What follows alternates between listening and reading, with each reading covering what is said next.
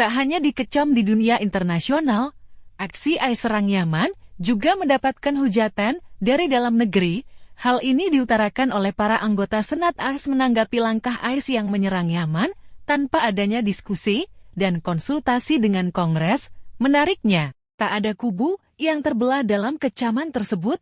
Partai Demokrat yang mengusung Joe Biden kompak dengan Partai Republik dalam mengeluarkan kecaman secara bipartisan. Para legislator di Washington ini mengecam Joe Biden karena tak meminta persetujuan Kongres sebelum melakukan serangan militer di Yaman. Sebelumnya, pada malam Kamis 11 Januari 2024 Biden menyebutkan bahwa AS telah melancarkan serangkaian serangan udara dan laut terhadap lebih dari selusin lokasi di Yaman. Tak sendirian, Biden mengeklaim militer AS beraksi dengan dukungan dari Inggris, Australia, Kanada, Belanda, dan Bahrain. Tindakan ini dinilai Biden sebagai respons pembalasan terhadap serangan terus-menerus oleh Houthi terhadap pengiriman komersial di Laut Merah sejak dimulainya perang Israel di Gaza. Menanggapi langkah Biden yang mengerahkan militer tanpa satupun masukan dan pembicaraan dengan anggota Senat, para anggota Dewan pun meradang, ini adalah pelanggaran konstitusi yang tidak dapat diterima, kata anggota Kongres Pramila Jayapal, kader Partai Demokrat Washington, dan Ketua Progressive Caucus. Pasal 1 mensyaratkan bahwa tindakan militer harus disetujui oleh Kongres.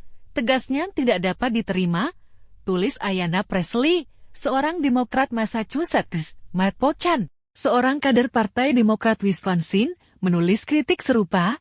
Amerika Serikat tidak dapat mengambil risiko terlibat dalam konflik lain yang berlangsung puluhan tahun tanpa izin Kongresnya. Ia meminta Biden untuk berkomunikasi dengan Kongres sebelum melanjutkan serangan udara ini di Yaman. Sejumlah anggota Partai Republik di DPR, termasuk anggota sayap kanan Joe Mattgaetz dari Florida dan Senator konservatif Nick Clegg dari Utah juga mengecam langkah Biden ini. Keduanya menyetujui ucapan anggota Partai Demokrat Ro Khanna yang mengecam kelakuan Joe Biden. Presiden perlu datang ke Kongres sebelum meluncurkan serangan terhadap Houthi di Yaman dan melibatkan kita dalam konflik Timur Tengah lainnya, ungkapnya. Hal serupa dinyatakan Val Hoyle, seorang kader Partai Demokrat dari Oregon. Serangan udara ini tidak disetujui oleh Kongres. Tweetnya, konstitusi jelas, Kongres memiliki kewenangan tunggal untuk memberikan izin keterlibatan militer dalam konflik luar negeri. Setiap presiden harus datang ke Kongres dan meminta izin militer terlebih dahulu, terlepas dari partainya. Lanjutnya, aksi Biden ini juga membuat cuitan Biden tahun 2020 kembali mengemuka.